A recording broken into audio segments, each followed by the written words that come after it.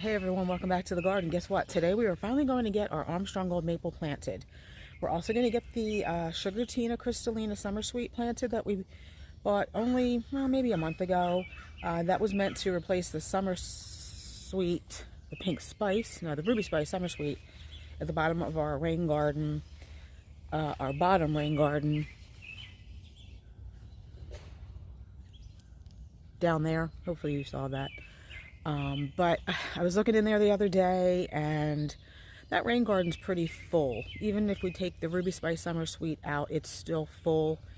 The bottom where this little smaller Summersweet would go is very overshadowed. So even though Summersweet are quite shade tolerant, I do want it to get some sun, and I just feel like we don't need anything else in that rain garden. Oof, bug in my eye. Even if we take something out. So we're putting it up the top in our shady bed where our seating area is. It's going to replace the Invincible lace that came out. So come garden with us and let's get these couple of things planted finally.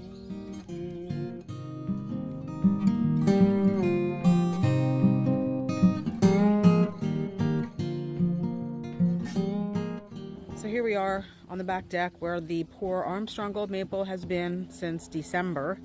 We're pulling it out of the pottery container that we had it in because that's just too big and heavy to carry up to the top of the property. So my husband's just going to carry the tree as it is, and you can see it does already have, I think this is like tar maple spot or maple tar spot, something like that. It doesn't really need to be treated. It just happens in seasons with lots of rain, which we just had. So we'll meet you up at the top of the property.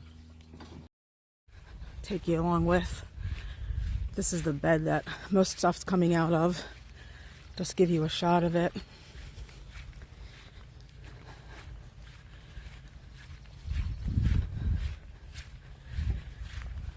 And guess what? I ordered a Vigo extendable garden hose and a power planter, drill and auger, because we're getting too old to be doing all of this on our own with shovels.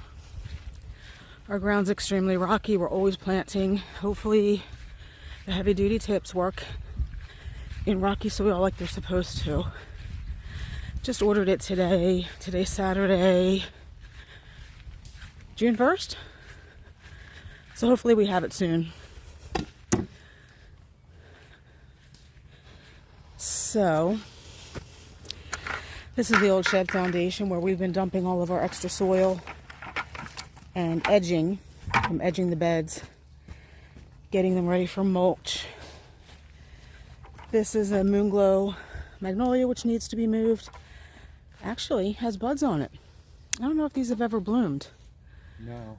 But I see a couple of buds on this one. The other one is over there. So you can see where the grasses are. This Pinky Winky hydrangea that is probably needs to be pruned back a little bit. It doesn't look like it suffered a lot from the transplant. I mean, this is pretty much what it looked like. Gets a lot of deer damage up here. Probably could use some water, although we did have heavy rains not too long ago. Most of these branches, except for this one, are still alive. They're bendable. We just need to get some mulch on them. But you can see, so this is the native red bud that is going to stay here. You can kind of see the look we're going for. Formal, everything in a row. Everything the same. Again, Moonglow magnolia is going to move. And I think eventually this will just become a mulched bed. I know it's going to be a very big mulched bed. Maybe we do wood chips up here because it is too difficult to mow or weed whack through. Weaving yourself around in here, our mower or riding mower is pretty large. And my husband, you know, he can't come up here and push and weave his way through all around this stuff. So eventually this will become, here's the other Pinky Winky hydrangea, just one big long bed, hopefully backed on the property line with a vinyl fence at some point. I think that will make it look really nice and formal. And while we're up here, we're going to take the opportunity to plant the Sugartina Crystalina Summersweet. I think it'll be suited up here, better suited than the Invincible lace was. That's what was here, if you remember. We probably dug that out about a month ago. It was really, really wet up here still. And you can tell the Invincible lace had started to suffer. So the Summersweet will be much better suited to the shade and the wetness in wet years. I mean, it's not always wet up here. So we measured 17 of my husband's footsteps from each of the arbs in, because again, we want everything on straight lines up here and formal, everything evenly spaced. Even though this is a rather informal space up here right now, whatever little planting and landscaping we do up here, I want it to be formal.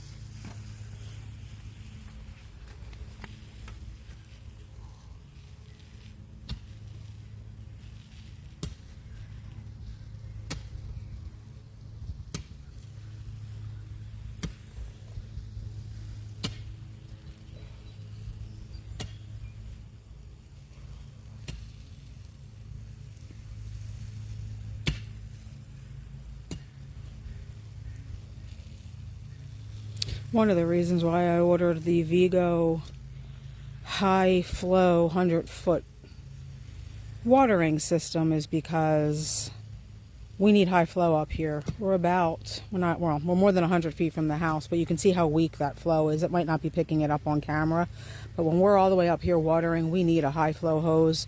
And these black hoses that are supposed to coil back up in themselves, you just don't get the flow this far from the house. So hopefully that high flow irrigation system or hose watering system, whatever it's called, from Vigo Garden will help us up here.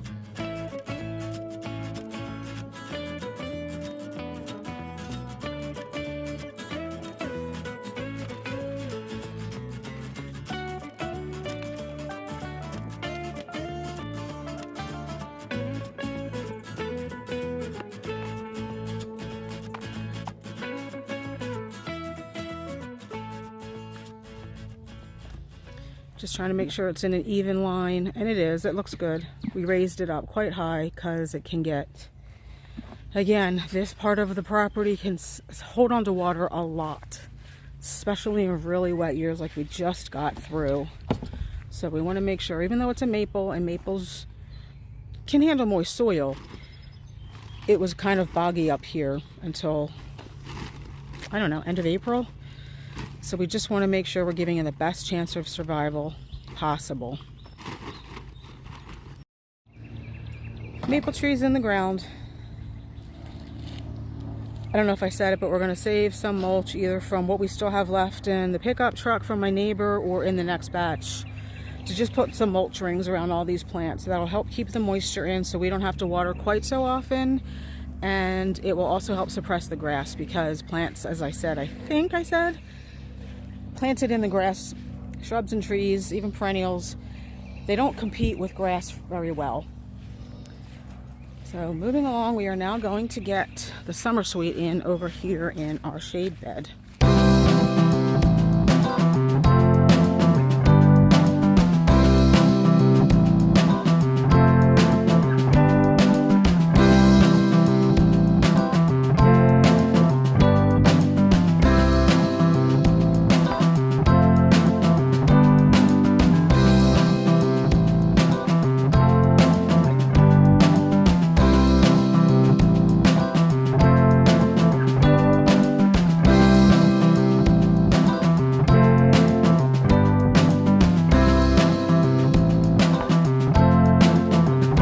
Summersweet planted. I think it's going to do much better up here. There was a lot of roots in the hole that the Invincible Lace came out of, probably because we have pretty big oak tree growing there. So we planted this high, hopefully. I mean, we've had success. Obviously, you see our shade gardens all up here and in front. We've had success growing under trees, but I don't know if maybe that with the combination of the wetness is what caused the Invincible Lace to suffer. Hopefully this doesn't suffer the same fate. I feel like Summersweets are probably a little bit of a tougher plant, so we'll see. But anyway, I think this is going to look cute up here. Just going to give it some water. And while I thought of it, I ran down to the garage and brought up our bugbane that I ordered from New Garden Plants a while back. Because we have two others that need to be transplanted up here, but we're not going to do that right now. But so that's going to make 5 or 6 of them up here. We already have 2 chocoholics, you can see in the distance, and then we have 3 pink spike, one of which is sitting in the little container there. So we're going to plant that up while we're here.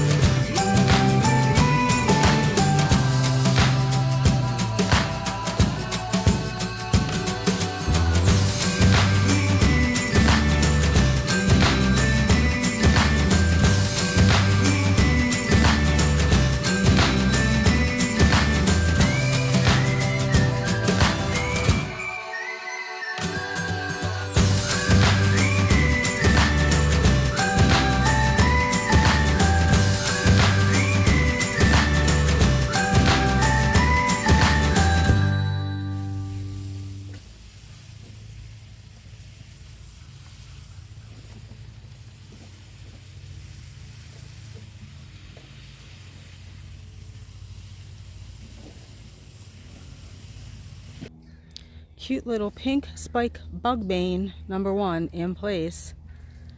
Once we get the other 2 up here, it's going to be a nice little hedge. I do like bugbanes. They're shade tolerant. They can take a little bit of wetness, but they're also drought tolerant. And what else? There was something else about these plants that attracted me. Oh, they're very, very fragrant. So a nice smell when we're sitting up here at night, maybe enjoying a glass of wine. Love them. Nice addition. And they're native. I just wanted to take a quick look at the Broalia and show you guys. They are doing beautifully up here in the shade. Exactly what I wanted them to do, and they look really beautiful since I fertilized them. They've gotten really big. They're full of beautiful blue blooms. They're so bright I can see them from the house, which is way down there, performing exactly as I wanted. I'm kind of excited that whatever was ailing this Snow Queen Oakleaf hydrangea up here earlier in the year, and it very well could have been excess moisture, the soil has dried out quite a bit. It seems to have gone over it, and it's put more buds on this year than it has ever had. I think we got 1 or 2 flowers last year. This year, I see a bud there. There's a bud there. There. So how exciting. 1, 2, 3, 4, 5, 6, 7, 8, 9. And it's filled in nicely. So I'm really, really excited that we didn't lose this. It would have been a shame. It's been here for, I think this is the 3rd year. So that's exciting. I'm glad about that. The wee white hydrangea up here is budding up nicely, and it's really filled out compared to what it would look like last year and earlier this year. I'm glad to see that it did not succumb to the excessive moisture we had, because it was really wet even down here. I mean, that's where the butterfly bush was, where the burgundy spice calacanthus now is, and we took it out of a puddle. So I'm glad to see this has survived and it's doing nicely. Hey guys, so one quick addition to the video. We changed out the 3 Cloud 9 panicum grasses that were down here at the bottom of our rain garden. They'd been here for years. They had gotten too tall. They overshadowed everything in the rain garden here. So my husband decided yesterday he wanted to move them. So we got actually 10. We split them. We got 10. They all went up to the top of our property. 2 of them went up, way up top at the berm of the rain garden. 5 of them went in the meadow. 3 on the side where there's a lot of really heavy runoff. And then 3 on the other side. So we were able to reuse them. And in their place, we have these beautiful shrubs I got at work today. These are 5 gallons. These are shamrock hollies, Ilex glaber. They're evergreen. They're kind of boxwood-like. You can see the pretty little flowers. And it'll add some evergreen interest down here at the bottom of the rain garden. Because right now, the only evergreen comes from the Thea Thin Man, the Slenderina Blue Spruce, the Donica Arbs. There was nothing evergreen down here. So we're going to get those in so we can finish mulching up here. So I think these will look really pretty. I'll give you a shot once we get them in. They're pretty much going in the same holes as the grasses came out of, which are probably big enough. Probably camera's not showing up, I'm sure, how big the holes were that those grasses came out of. It really, really was a beast of a job. So just give you some stats on these shamrock hollies. They're great for rain gardens. They can take a lot of moisture. Again, they are evergreen. They are kind of like a 4 to 5 foot tall and wide. As I said, they can get a little leggy at the bottom, but they are quite prunable if you want to keep them like 3x3 or 2x2. They do get small, insignificant flowers. I think they even get blackberries, but I'm not sure what the pollinator would be. They are hardy. I believe it's like a 4 to 9 or 3 to 8, something like that. I'll find out the exact stats and put them on the screen. But they really are a nice alternative to boxwoods. And there is a new one out. I tried to get a hold of. They're not easy to find right now because they're so new. But I forgot to check. I think we do have them at work, but definitely not in a 5 gallon. A Forever Emerald Ilex is supposed to stay fuller to the ground if you're trying to avoid that leggy look. Although the Shamrock Ilexes are a lot better than just the straight species. So I really do think these are going to look nice here.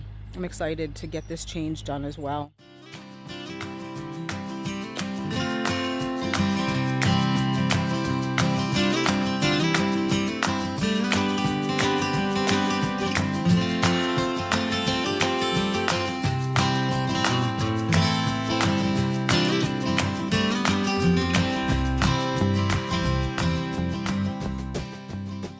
Mulched. I think it looks really good. Such a change from the more wild look of the grasses. I mean, I really do love those grasses. I love the way they move. But I think I had said in previous videos, by the end of the summer, even like late August, for some reason, the Panicum Cloud 9s, they always just flop. And they started turning yellow really early. and kind of like open up in the middle and fall. They probably need to be split, which is what we did, but everything down here now is just going to get more sun. I really, really am happy with how this turned out, and I'm kind of looking forward to see how it's going to look in the winter time with some evergreen interest this far down. Let me know what you think. I love it. Thanks for coming along with us today, guys, on just this quick video, getting some things planted and updating you on some other things and telling you some exciting news about ordering stuff that's going to make our lives a little bit easier. I hope you enjoyed the video. Give it a thumbs up if you did, and we'll see you in the next one. Bye.